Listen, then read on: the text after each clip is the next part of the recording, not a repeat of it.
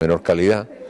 Y el desafío hoy día es que los estudiantes vuelvan, recuperen sus habilidades sociales, incrementen su conocimiento profesional y principalmente se relacionen con terceros. La universidad no solamente es un lugar donde uno viene a estudiar, es un lugar donde uno sociabiliza, conoce personas, adquiere una mayor tolerancia, etc. Yo creo que ese es el gran desafío de la universidad hoy. El año académico fue inaugurado por el abogado y doctor en Ciencias Políticas Iván Garzón Vallejos, quien desarrolló una clase magistral donde, junto con abordar los efectos por la contingencia de la pandemia, también proyectó escenarios vinculados a la inflación, el cambio climático y protestas ciudadanas. Estos últimos aspectos vinculados directamente con el proceso actual que se desarrolla en nuestro país. Yo creo que el momento que está viviendo Chile es histórico y es un momento muy interesante porque hay una reconfiguración del pacto social fundamental.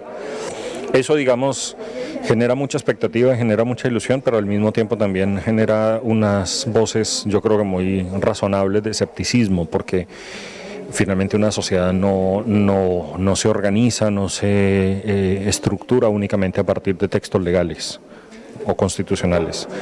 Y por otro lado, porque hay ciertos fenómenos en la calle que requieren una solución y que mientras no se logre esa solución o no se logren esos acuerdos, va a ser difícil encontrar una convivencia y unos marcos de socialización también de mayor tranquilidad.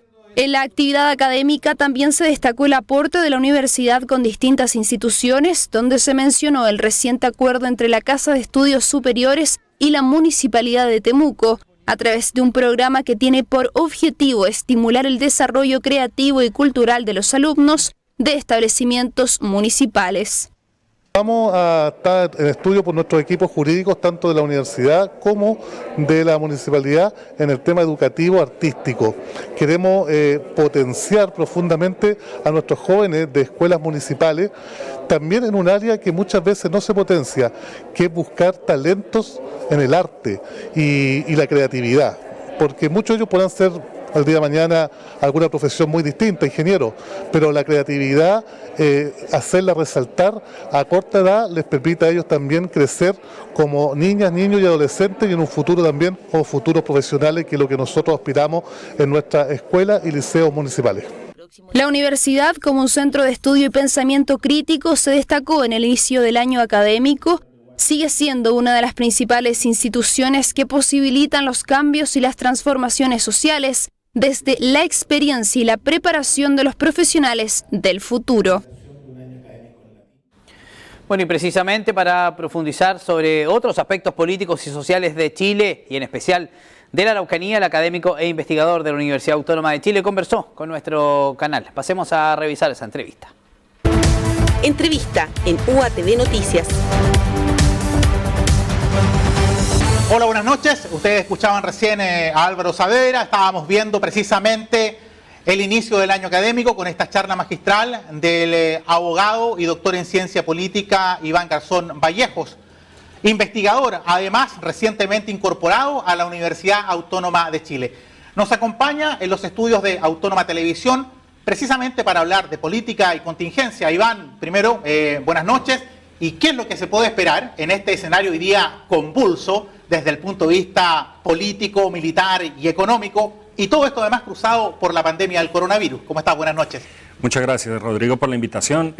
Yo creo que estamos en un momento de muchos cambios y sobre todo de mucha incertidumbre y de mucha inestabilidad. Eso demanda de los ciudadanos una cierta dosis de paciencia, porque muchos de los referentes de las convicciones y de los paradigmas que teníamos hoy están cambiando a toda velocidad y vemos que hay fenómenos que irrumpen en nuestra vida y que cambian nuestro modo de vida de manera muy sorprendente y que de alguna manera nos desestabilizan. Yo creo que es muy importante en este sentido, Rodrigo, hacer una invitación a informarse bien, pero además a mantener una visión crítica, porque en buena medida las redes sociales transmiten visiones a veces muy simplificadas de lo que está sucediendo, no solo en el país, sino en todo el mundo.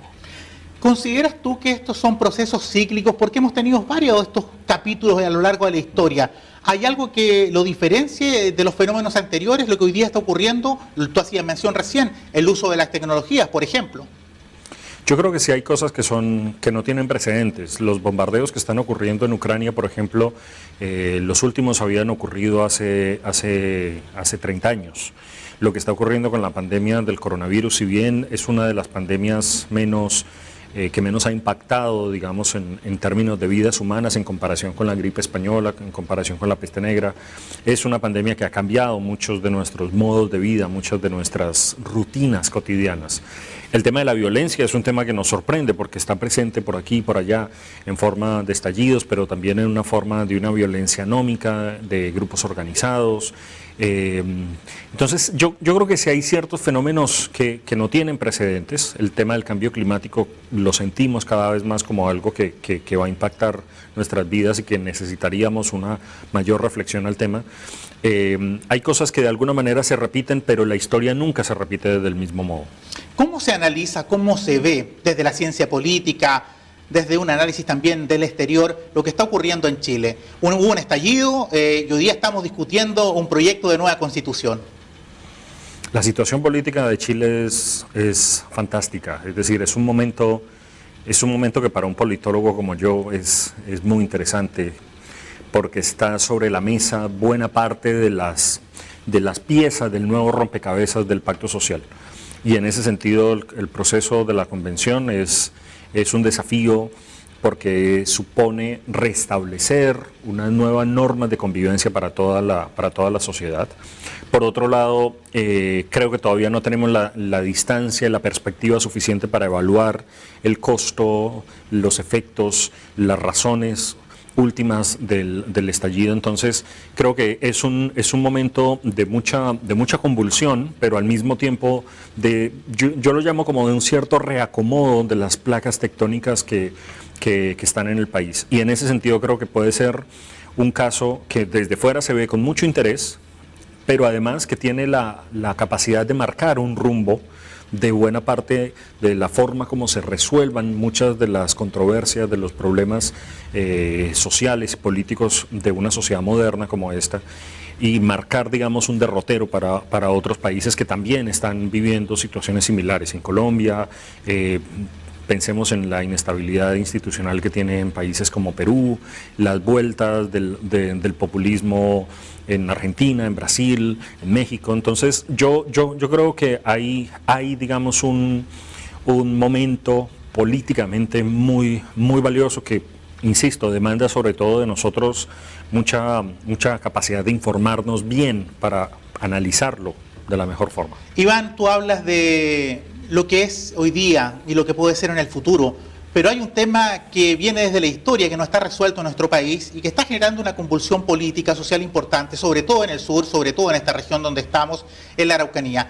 El denominado o llamado conflicto indígena, algunos dicen conflicto del Estado con el pueblo mapuche. Colombia tuvo un proceso de diálogos con una guerrilla. Aquí no se reconoce que hay una guerrilla, pero sí grupos armados que están actuando en la zona sur, particularmente en las regiones del Biobío y la Araucanía. ¿Se puede llegar a un diálogo? ¿Hay suficiente capacidad política hoy día? ¿Cómo lo ves tú en eso en el gobierno para establecer este diálogo con aquellos grupos que son más radicalizados en sus demandas? La negociación política siempre va a ser una solución deseable, una solución que uno puede pensar que en principio es la que evita mayor sufrimiento y mayor pérdida de vidas. Y en ese sentido probablemente sea un deber apostarle a una solución como esa. Sin embargo, toda negociación supone dos partes. Y acá, digamos, hay una dificultad importante y es lograr identificar quiénes representan los intereses y las demandas de esos sectores que se han expresado violentamente.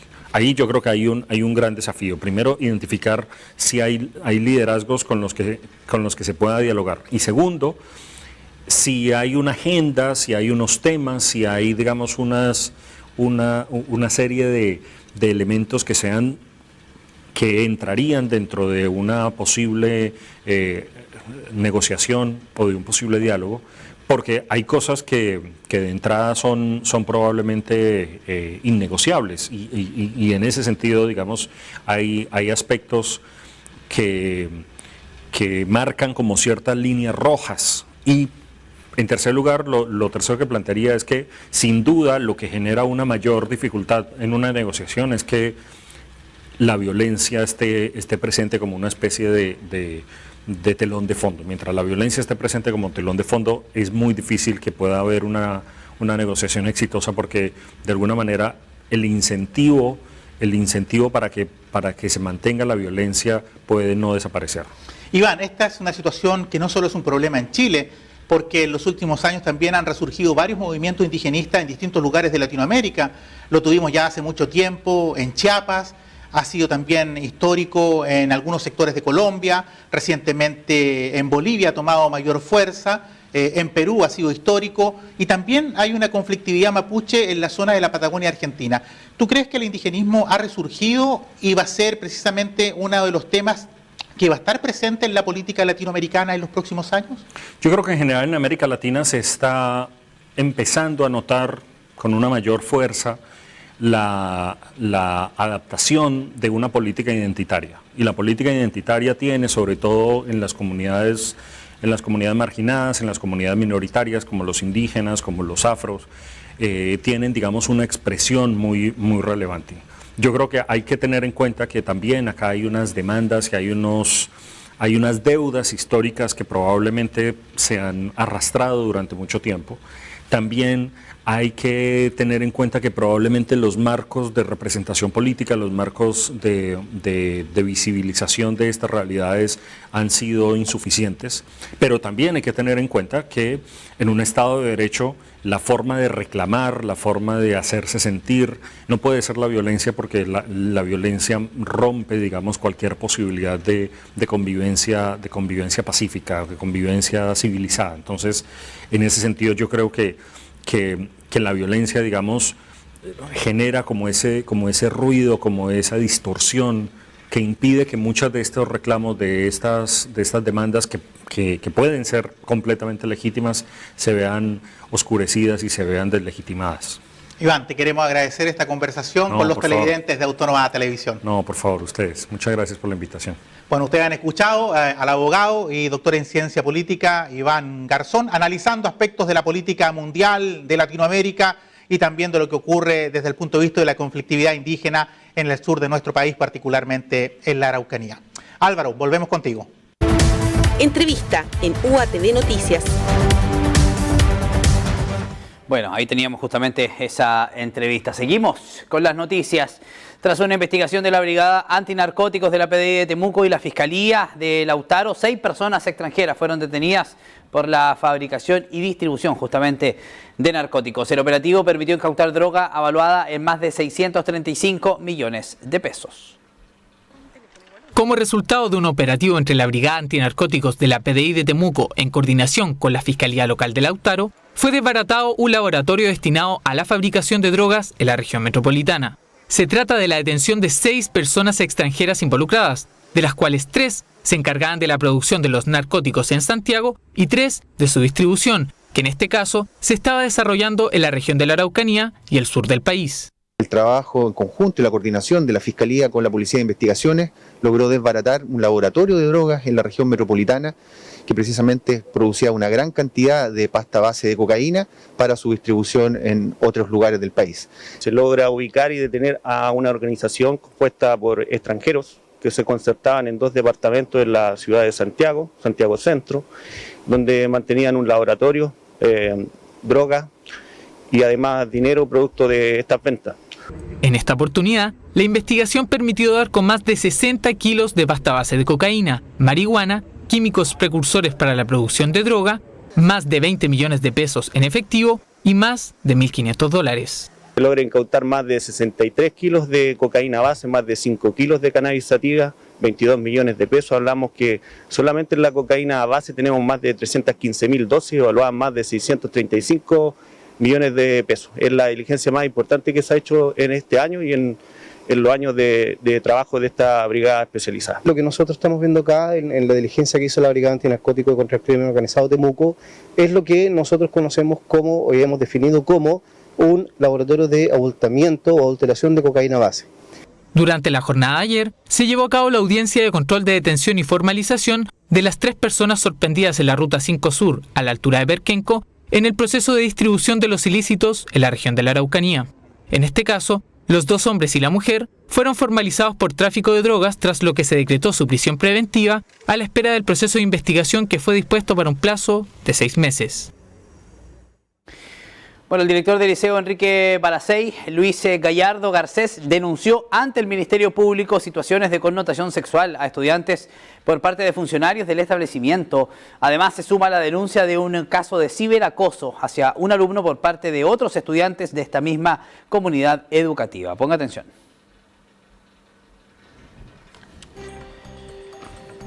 Un grupo de apoderados del Liceo Enrique Balacey justamente fueron quienes denunciaron distintas situaciones de acoso sexual y bullying. Ante la reiteración de estas denuncias, la dirección del establecimiento educacional decidió entonces colocar los antecedentes a disposición del Ministerio Público. De acuerdo con lo que se informó, se identifica al menos a 6 funcionarios docentes y paradocentes que tendrían conductas rechazadas por los estudiantes, como miradas lascivas, contacto físico no autorizado y otras situaciones de connotación sexual. La Fiscalía Regional de la Araucanía confirmó que recepcionó la denuncia y que la investigación está en desarrollo a cargo del fiscal Juan Pablo Gerli, especialista en casos de connotación sexual. En paralelo, se recibió una denuncia del mismo establecimiento de una situación en particular que estaría afectando a un adolescente quien recibía amenazas e insultos a través de WhatsApp por parte de otros estudiantes asociadas a su orientación sexual. Escuchemos a la vocera de la Fiscalía de la Araucanía. Efectivamente, confirmar que ante la Fiscalía se recibió denuncia presentada por el director del Liceo Enrique Balacey de la comuna de Angol en relación a hechos que habrían afectado a distintos estudiantes de esta comunidad educativa, referidos la mayor parte de ellos a situaciones de acoso sobre los cuales se indagará si corresponden o no a delitos. Esta es una investigación que ha sido asignada al fiscal especializado en investigación de delitos sexuales, Juan Pablo Gerli, de la Fiscalía Local de Temuco. Señalar que estos hechos son dirigidos contra distintas personas, 6 en particular, ya sean estos profesores o personas que prestan distintos servicios dentro de este establecimiento. Junto con estas denuncias que habrían afectado a distintos estudiantes de esta comunidad educativa, también se presentó una denuncia en donde un estudiante habría sido afectado por amenazas o insultos a través de WhatsApp, los cuales habrían sido enviados por otros estudiantes de este mismo establecimiento, aparentemente debido a la orientación sexual de quien resulta víctima de estos hechos. Sobre ello, la Fiscalía dirigió estos antecedentes al Tribunal de Familia con la finalidad de indagar una posible vulneración de derechos en contra de este menor y brindar la protección que corresponde. Bueno, el informe de COVID-19 correspondiente a la jornada de hoy reveló que en las últimas 24 horas la Araucanía registró el lamentable deceso de 4 personas. En tanto, la cifra de nuevos contagios fue de 182 pacientes. El total de casos activos es de 712 personas. El nuevo reporte de COVID-19 del Ministerio de Salud para la región de la Araucanía informó este viernes el lamentable deceso de 4 personas por causa del virus. Con esto, la cifra de personas fallecidas desde el inicio de la pandemia quedó en 2.531, de los cuales 1.961 corresponden a muertes confirmadas por coronavirus y 570 a decesos probables por causa COVID. Respecto a los nuevos casos confirmados, en las últimas 24 horas se registraron en total 182 nuevos contagios en la Araucanía, como resultado de 2.085 exámenes procesados durante el día de ayer. Con esto, el número de casos activos totales en las 32 comunas de la región llegó durante esta jornada a 712. Las comunas con mayor número de personas en etapa de contagio son Temuco, con 288 casos activos, seguido por Angol, con 60, Villarrica, con 44, Padre Las Casas, con 36 y Pucón, con 27. En cuanto al número de personas hospitalizadas, el informe de hoy revela que actualmente 136 personas se encuentran hospitalizadas en distintos centros médicos de la región, donde 44 se encuentran internadas en unidades de paciente crítico y 14 permanecen conectadas a ventilador mecánico. El Ministerio de Agricultura incorporará por un año a una medida excepcional a las 32 comunas de la Araucanía en el Plan Nacional de Emergencia Agrícola. También se anunció un fondo especial de apoyo de 14.000 millones de pesos. El ministro Esteban Valenzuela dijo que el desarrollo de la región se tiene que hacer con todos para dejar atrás las violencias del Estado y de aquellos que no creen en el diálogo. Abierto El ministro de Agricultura, Esteban Valenzuela, se reunió en Temuco con autoridades políticas y representantes del sector productivo. La autoridad de gobierno señaló que habrá apoyo económico a través de distintos programas e instituciones que dependen del Minagri para los agricultores de la región. En este aspecto, el ministro señaló que uno de los fondos de apoyo será de 14.000 millones de pesos y llamó a los alcaldes a presentar propuestas para potenciar el desarrollo de sus comunas. También anunció que las 32 comunas de la región permanecerán un año en emergencia agrícola. La región de la Araucanía estaba fuera de las regiones con emergencia agrícola.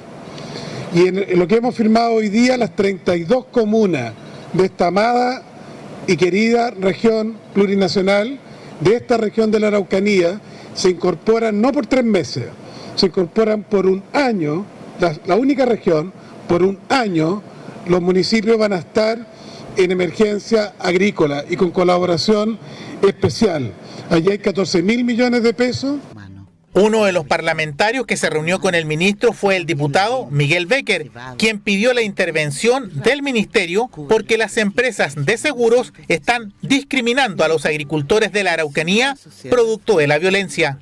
El hecho de que las compañías aseguradoras no están entregando las pólizas correspondientes para los años siguientes a propósito de los hechos de terrorismo que estamos viviendo en nuestra región. Esperamos que esto también el gobierno pueda colaborar y aportar con el propósito de dar también en ese sentido certezas a quienes producen el alimento para nuestro país. Valenzuela también se refirió a la conflictividad y la violencia que afecta a la región. La máxima autoridad del Minagri indicó que para superar los problemas se requiere el esfuerzo de todos.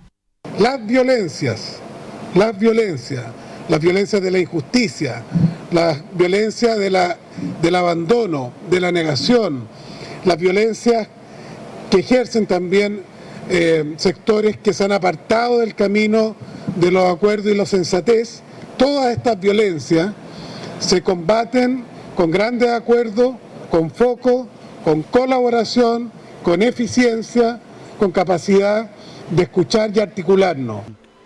El ministro aseguró que habrá un plan especial de inversión que tendrá un enfoque en las necesidades de los agricultores y las familias campesinas de la Araucanía. Bueno, y el gobierno anunció la creación de un plan de ayuda para los agricultores. Se trata del programa Siembra por Chile, que busca contener los precios, sobre todo del trigo y otros cereales. Los agricultores también manifiestan que hay un gran problema con el costo de los fertilizantes. Había más de 1.000 convocados entre asociaciones agrícolas y productores de todo el país. Llegaron hasta la Convención Constitucional para manifestarse por normas que no les parecen correctas relacionadas al uso del agua y los alimentos.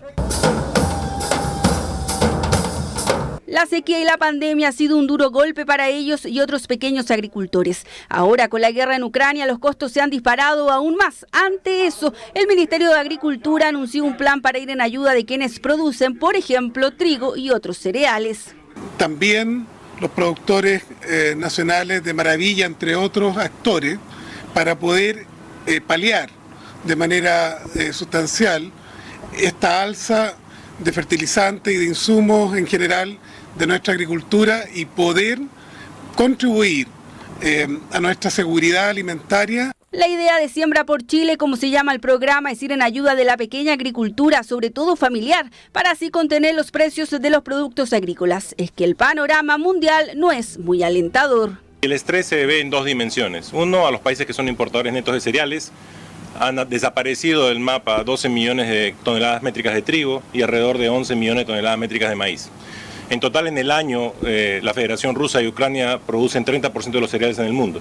Parte de eso ya se había exportado, pero estos 12 millones y 11 millones no se habían logrado exportar. Es que entre Rusia y Ucrania tienen gran parte del mercado de cereales en el mundo y aunque Chile no les compra directamente, sí afecta en los precios. Ahora, cosa distinta es lo que ocurre con los componentes de los fertilizantes. Por eso, toda ayuda es bienvenida, dicen desde el mundo agricultor.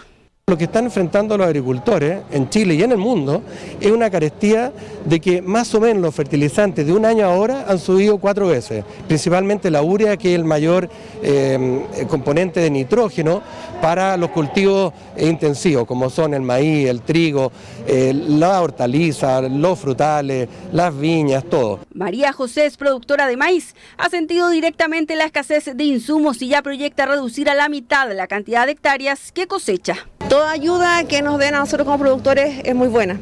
En este minuto nosotros estamos pasando por un momento muy difícil. Nosotros ahora mismo nos estamos preparando con la siembra de trigo. Los insumos han subido muchísimo. Incluso nos cuenta que las semillas están escasas. El programa Siembra por Chile aún está en definición y los anuncios concretos se harán en los próximos días, pero ya genera alegrías y también suspicacias. Yo creo que cualquier ayuda a hacer, claro que la necesitamos, es muy buena, pero no es fácil, es poco, se necesita, no sé, que igual haya un poco más de flexibilización con los bancos. Pero el punto apunta a otra, que Chile no se produzca esto por efecto de una guerra, sino que se produzca por una necesidad propia de nuestro país, en hacer crecer más la agricultura. Anuncio de un programa que busca mitigar el alza de los precios de los alimentos. Habrá que esperar algunos días para conocer más detalles de sus alcances y la forma en que será implementado. Muy bien, pues con esa información entonces ya comenzamos a despedir nuestro informativo de este viernes. Por supuesto, agradecido de su preferencia con todo nuestro equipo de prensa de UATV Noticias. Si nos quiere contactar, nuestro teléfono, nuestro correo, las redes sociales.